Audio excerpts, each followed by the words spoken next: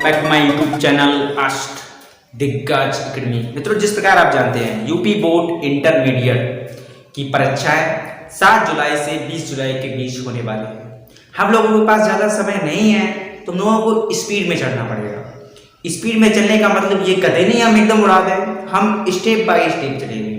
पहली सीढ़ी, दूसरी सीढ़ी।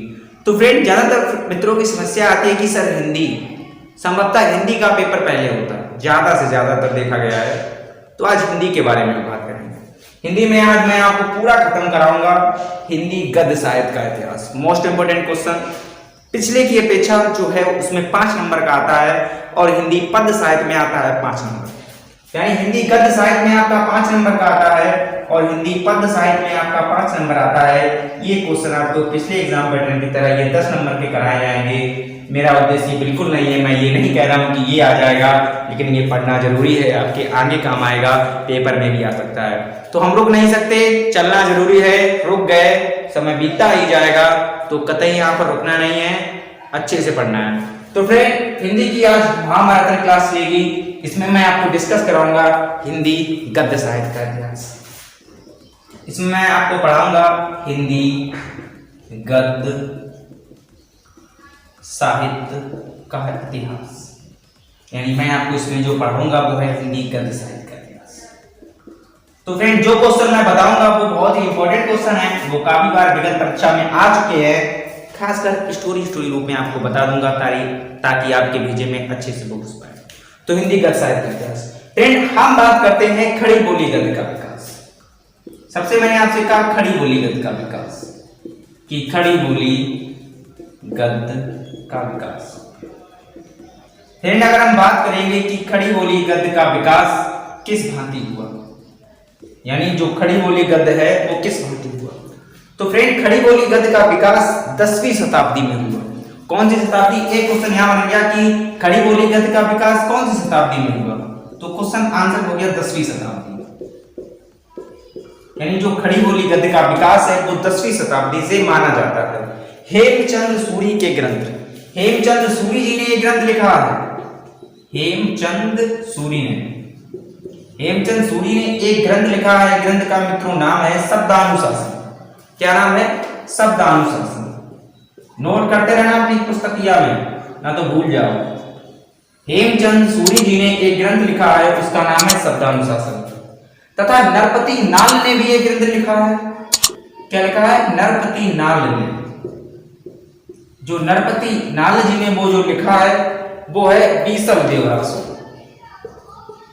बीसल देव रासो। यहां पर एक क्वेश्चन मैं पुटअप करना चाहता हूं आप लोगों से, खासकर इंटरमीडिएट वाले बच्चों के लिए, कि रासो ग्रंथ की भाषा क्या है। फ्रंट में आपको क्वेश्चन दिख रहा होगा कि रासो ग्रंथ की भाषा क्या है। जरूर कमेंट बॉक्स में कमेंट करें कि रासो ग्रंथ की भाषा क्या है। तो फ्रेंड, मैंने कहा हेमचंद सूरी ने जो ग्रंथ लिखा है उसका नाम है शब्दानुशासन, और नरपति नाल ने जो ग्रंथ लिखा है उसका है नाम है बीसल देव रासो। अमीर खुसरो, यहां पर आ जाते हैं अमीर खुसरो। कमेंट करें अमीर खुसरो को क्या कहा जाता है। अमीर खुसरो भी इसी काल के माने जाते हैं। अमीर खुसरो जो है यानी गद्य साहित्य का, अमीर खुसरो इस काल के माने नहीं जाते हैं। गद्य साहित्य का विकास यानी खड़ी बोली गद्य का विकास किन किन विद्वानों ने, किन किन लोगों ने अपना योगदान दिया, उसके बारे में मैं बता रहा हूं। पहला हो गया हेमचंद सूरी के ग्रंथ शब्दानुशासन, नोट करिएगा, मोस्ट इंपोर्टेंट हिंदी है, बहुत बार पूछी जा चुकी है। उसके बाद में नरपति नाल की बीसल देव रासो। फिर उसके बाद में मैंने कहा अमीर खुसरो, यानी अमीर खुसरो की क्या है यहाँ पर पहलियां। अमीर खुसरो ने ही कहा था कि एक गुड़ी ने यह गुड़ कीना, हरियल पिंजड़े में दे दीना, देखा जादूगर का कमाल, डारा हला निकला लाल। ये पहली है। आप इस पहली का आंसर जरूर कमेंट बॉक्स में कमेंट दें, मुझे अच्छा लगेगा। एक बार पुनः सुनिएगा कि एक गुड़ी ने यह गुड़ कीना, हरियल पिंजड़े में दे दीना, देखा जादूगर का कमाल, डारा हरा निकला लाल। यही इनकी पहली है। तो अमीर खुसरो भी काफी हिंदी गद्य साहित्य के विकास में योगदान दिया है। उसके बाद में हम देख लें कबीर की साखियां, कबीरदास की। यहाँ पर कबीरदास की हमको साखियां देखने को मिलती हैं। क्या देखने को मिलती हैं मित्रों? साखियां। साखियां मतलब जो उन्होंने रचना की उसको साखियां कहा जाता है। इन सब में हमको खड़ी बोली गद्य का विकास दिखाई पड़ता है। इन सब में क्या दिखाई पड़ता है फ्रेंड? इन सब में हमको खड़ी बोली गद्य का विकास दिखाई पड़ता है। यानी इन्होंने जो भी रचना की इनमें खड़ी बोली गद्य का हमको प्रयोग दिखाई देता है। फ्रेंड विकास नहीं बोलेंगे, इसको बोलेंगे प्रयोग। यानी जो इन्होंने रचना की है इन सब में खड़ी बोली गद्य का हम लोगों को प्रयोग दिखाई देता है। फ्रेंड अगर बात करें कि खड़ी बोली का प्रथम प्रयोग किसने किया, यहीं पर अगर हम बात कर लें कि खड़ी बोली गद्य का प्रथम प्रयोग किसने किया,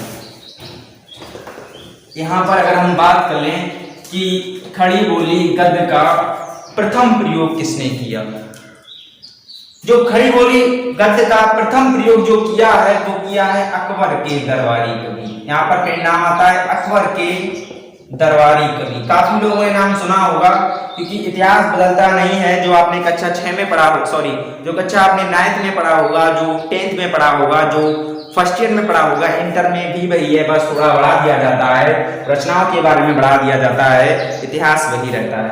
अकबर के दरबारी कवि गंग, इनका नाम क्या है? गंग। इसको हाईलाइट कीजिएगा, गंग। कवि गंग द्वारा लिखित इन्होंने एक रचना लिखी है जिसका नाम है चंद छंद वर्णन की महिमा। नाम अच्छे से लिखिएगा, साफ लिखिएगा, चंद छंद वर्णन की महिमा। फ्रेंड मैंने आपसे कहा कि खड़ी बोली गद्य का प्रथम प्रयोग किसकी कृति में दिखता है, तो वो है अकबर के दरबारी कवि गंग के जो रचना लिखी है उसका नाम है चंद छंद वर्णन की महिमा में हमको खड़ी बोली गद्य का प्रथम विकास, प्रथम प्रयोग मिलता है। फ्रेंड इसका अगर हम बात करें कि और फिर कुतुब शतक, यहाँ पर एक नाम और आया है, और फिर कुतुब शतक, और फिर कुतुब शतक तथा स्वामी प्राणनाथ। हंसिएगा मत, ये नाम थे पहले जमाने के। स्वामी प्राणनाथ के ग्रंथों में भी हमें खड़ी बोली गद्य का विकास दिखता है। फिर फ्रेंड नाम आता है राम प्रसाद निरंजनी। बहुत इंपॉर्टेंट नाम है राम प्रसाद निरंजनी, बहुत ही फेमस है ये राम प्रसाद निरंजनी।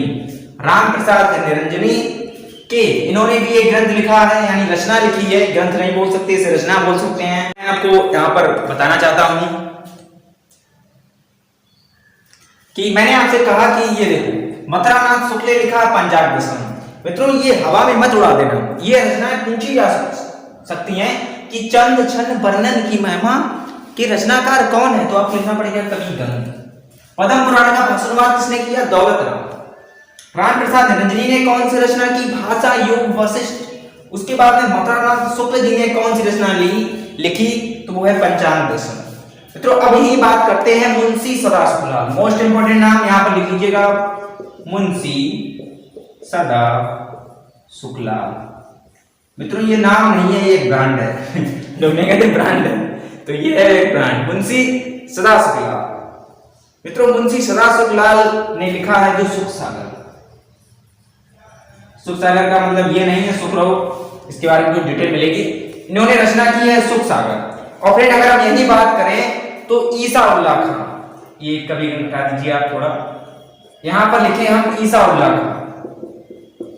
ईसा उल्लाह खां, ईसा उल्लाह खां ने एक कहानी लिखी।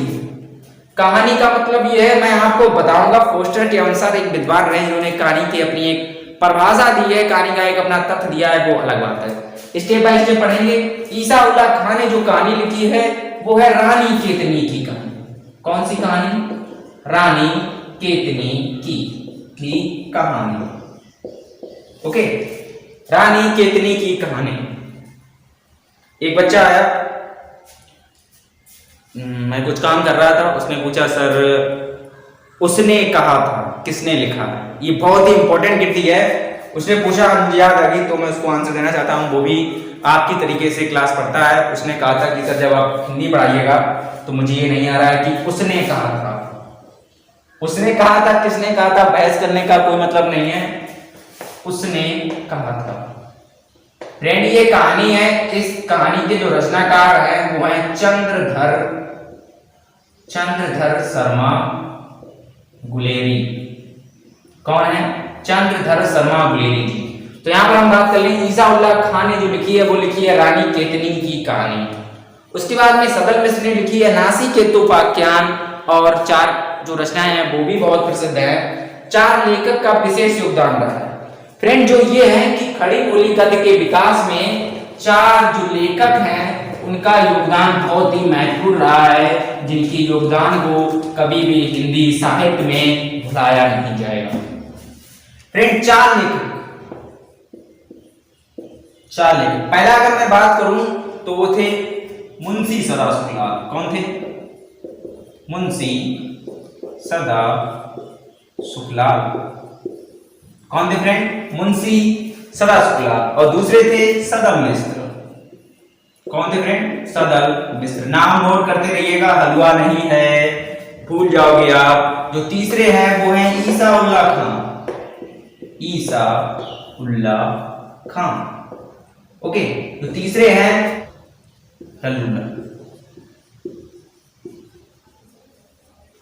फ्रेंड खड़ी बोली गद्य को बढ़ाने वाले 4 महानुभाव हुए, यानी 4 व्यक्तियों ने विशेष योगदान दिया खड़ी बोली गद्य को बढ़ाने में।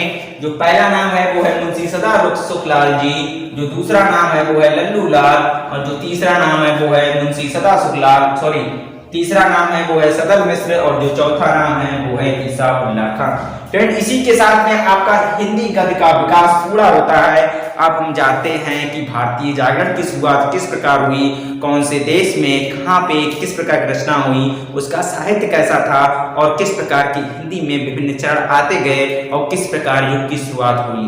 तो बने रहेंगे मेरे वीडियो के साथ, शेयर करें उन बच्चों के साथ जो इस समय 40 दिनों में ही अपना पूरा लक्ष्य, पूरा एम, पूरी ताकत वो पढ़ाई में लगा देंगे। ओनली फॉर स्टूडेंट क्लास 12 हमको क्रॉस करना है। सरकार जैसे भी योजना बनाए, सरकार जैसे भी परीक्षा कराए, लेकिन हमें उस एग्जाम में अपना प्लस प्लस प्लस बहुत ही सुंदर परफॉर्मेंस देना है, अपना द बेस्ट देना है। तो फ्रेंड ज्यादा शेयर करें इस वीडियो के पास, क्योंकि आज हिंदी साहित्य खत्म होना है तो मैं आपको खत्म करके ही दूंगा। हम खड़ी बोली गद्य का विकास किस प्रकार हुआ। अब बात करेंगे मित्रों भारतीय जागरण। भारतीय मतलब इंडियन, जागरण मतलब लोगों की नवीन विचारधारा का जन्मना, जागरण। ओके, समझ गए आप इसका। तो फ्रेंड हम बात करते हैं 19वीं शताब्दी। सामान्यतः उस 19वीं शताब्दी का जो काल आया है उसके द्वितीय एवं तृतीय चरण को, समानता 19वीं शताब्दी के द्वितीय एवं तृतीय चरण को हम लोगों ने कह डाला है भारतीय जागरण। जन जागरण से तत्कालीन संस्थाओं, जन जागरण ने काफी एक नवीन विचारधारा को जन्म दिया। इसमें जो मैं बता देना चाहता हूं उनको, पहला है आपका ब्रह्म समाज। क्या है आपका? ब्रह्म समाज। ब्रह्म समाज की स्थापना कब हुई थी? इंटर वाले छात्र जरूर कमेंट बॉक्स में कमेंट करें। यह जो थी वो थी 1828 में। ओके, 1828 ईस्वी में इसकी स्थापना हुई थी। कब हुई थी? 1828 में। क्वेश्चन ये पूछा भी जा सकता है, लेकिन कंपटीशन के लिए बहुत इंपॉर्टेंट है, आपकी बेसिक जानकारी के लिए जरूरी है कि ब्रह्म समाज की स्थापना हुई 1828 में। भारतीय जागरण ने कई संस्थाओं को जन्मा। यहाँ पर पॉइंट आता है संस्था, नवीन संस्था को जन्म दिया इस काल ने, जिसको कहा गया भारतीय जागरण काल। ब्रह्म समाज 1828, रामकृष्ण मिशन, एक आ गया आपका रामकृष्ण मिशन, इसे भी आप देख लीजिएगा। रामकृष्ण मिशन की भी इसमें स्थापना हुई। और इसके बाद में प्रार्थना समाज, इसके बाद प्रार्थना समाज की भी स्थापना हुई। प्रार्थना समाज, जो मित्रों प्रार्थना समाज की स्थापना हुई वो है 1867। इसकी मुझे डेट क्लियर नहीं है, और जो क्लियर नहीं है वो मैं बताता नहीं हूं। और उसके बाद में हम देख लेते हैं आर्य समाज। आर्य समाज की भी स्थापना इसमें हुई, और जो इसमें आर्य समाज की फ्रेंड जो स्थापना हुई वो भी समथिंग 1867 के आसपास हुई। हाँ, लगभग यही है 1867। और फ्रेंड इसमें एक और आता है थियोसॉफिकल सोसाइटी। नाम थोड़ा अटपटा है, ध्यान से लिखना। क्या है? थियो। स्थापना जो की है वो 1828 में। प्रार्थना समाज, रामकृष्ण मिशन, आर्य समाज और थियोसॉफिकल सोसाइटी समाना 1882, 67, 1867। ये सब मित्रों नोट कर लीजिएगा, कंपटीशन में आपको ज्यादातर यही मिलेगा।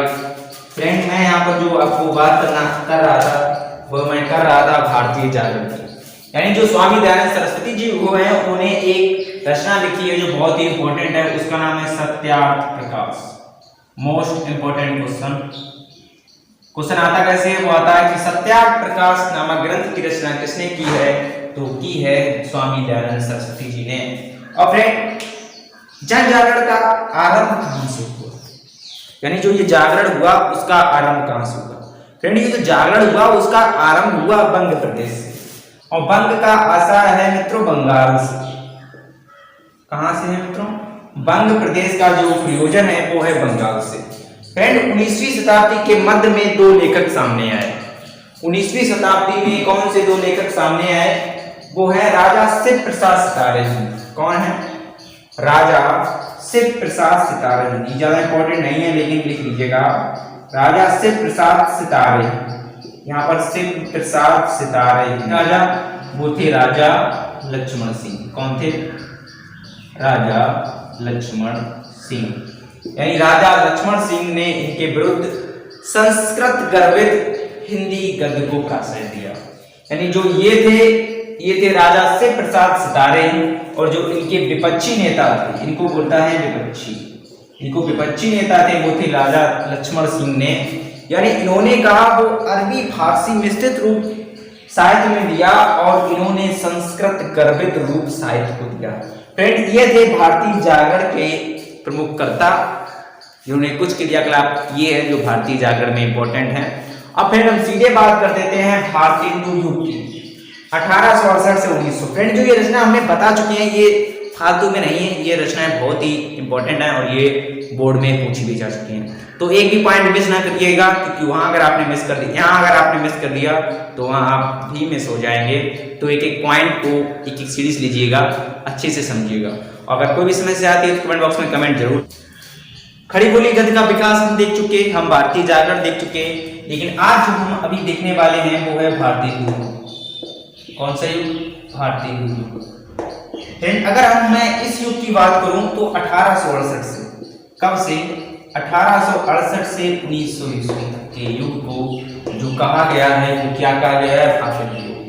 फिर इस समय भारतीय जनता की मुक्ति चेतना को जो आधार था, यानी जो बेस था, बेस यानी भारतीय जनता की मुक्त चेतना का जो आधार था वो एक साम्राज्यवाद विरोधी का स्वर लिए हुए था। विरोधी की भावना इस युग में देखने को मिलती है, विरोधी स्वर लिए हुए था भारतेंदु जी ने कवि वचन सुधा। यहाँ पर नोट कीजिएगा, भारतेंदु जी ने कवि वचन सुधा। ये क्या है, एक पत्रिका है, कवि वचन सुधा। भारतेंदु जी ने कवि वचन सुधा हरिश्चंद्र मैगजीन, यानी अपने नाम पर ही उन्होंने हरिश्चंद्र मैगजीन, इन्होंने अपने नाम पर ही हरिश्चंद्र मैगजीन और हरिश्चंद्र चंद्रिका, ये नाम पूरा आ जाएगा।